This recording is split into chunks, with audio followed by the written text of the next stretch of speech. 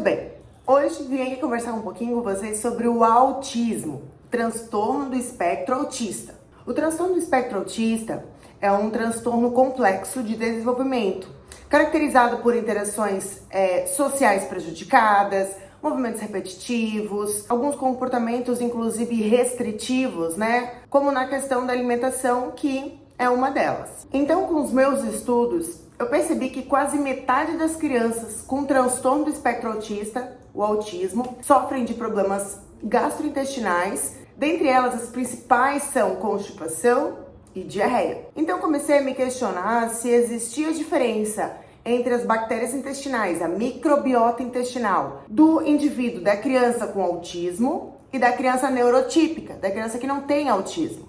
Se existe diferença entre essas duas composições da microbiota nesses dois indivíduos. Isso por quê? Porque a gente sabe que existe uma ligação direta entre o intestino e o cérebro. O nervo vago, por exemplo, é uma dessas ligações. Agora pensem comigo no cenário.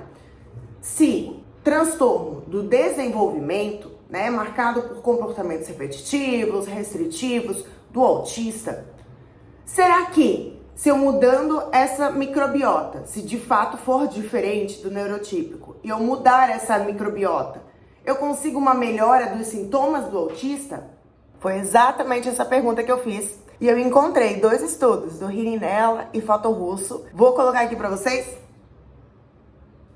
Falando sobre os tipos de bactérias de cada intestino, do autista e do neurotípico, e que existe sim diferença entre esses dois intestinos. Então, o que eu fiz? Eu criei 2 tabelas. Uma contendo todas as bactérias do intestino do autista e uma tabela contendo todas as bactérias do intestino de crianças neurotípicas, sem autismo. E eu fiz uma comparação quantitativa e qualitativa dessas bactérias e fiz essa correlação para encontrar realmente a diferença. Mas antes eu vou explicar para vocês como é que é feita a identificação dessas bactérias. É através de amostras de fezes. Então as fezes são coletadas desses 2 grupos, com autismo e sem, para através dessa amostra de fezes a gente conseguir identificar quais são as bactérias contidas. E essas aqui são as bactérias que eu encontrei diminuídas e aumentadas no intestino dos autistas.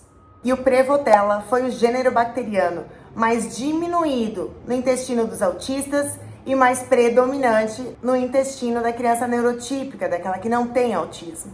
E por curiosidade, esse gênero bacteriano, ele é responsável pela degradação e pela fermentação dos carboidratos. Pode sim influenciar nesses sintomas gastrointestinais e também neurológicos do transtorno do espectro autista. E restaurar esse Prevotella, esse gênero bacteriano, no intestino dos autistas pode sim ser um potencial terapêutico para melhora dos sintomas das crianças com autismo. Então eu estudei probióticos, prebióticos que podem ajudar a aumentar esse gênero bacteriano e quanto tempo isso levaria. Primeiro, a gente tem que levar em consideração que probióticos e prebióticos precisam ser administrados na quantidade correta e cada indivíduo tem relação diferente com eles. Sem falar que a gente está falando de um tratamento a longo prazo, porque a gente precisa melhorar essa quantidade bacteriana e também, em contrapartida, entrar com uma dieta específica para manter eles ali, para alimentar essas bactérias e manter elas vivas no intestino. Sabemos, claro, que o autista ele tem essa seletividade, É difícil a manipulação de algumas suplementações, de alguns alimentos específicos, mas a apresentação desses probióticos e prebióticos podem ser feitas de várias maneiras. Pode ser em cápsula, pode ser em sachêzinho, em pozinho, pode ser em gume, enfim, existem várias maneiras de apresentar essa suplementação, esse prebiótico, esse probiótico. E dependendo dessa quantidade e dose, o autista, a criança, pode sim ter alguns sintomas adversos. Então, sempre devemos pensar caso a caso e, claro, gente, somente com acompanhamento de profissional, tá bom? E como resultado, não achei muitos artigos, na verdade não achei quase nenhum que falasse sobre o Prevotella em específico. Realmente é um achado novo, né, e precisa de muito estudo. Nada pode ser levado para o mercado antes de muito estudo, muita comprovação de que aquilo realmente faz bem, traz o benefício para a saúde humana.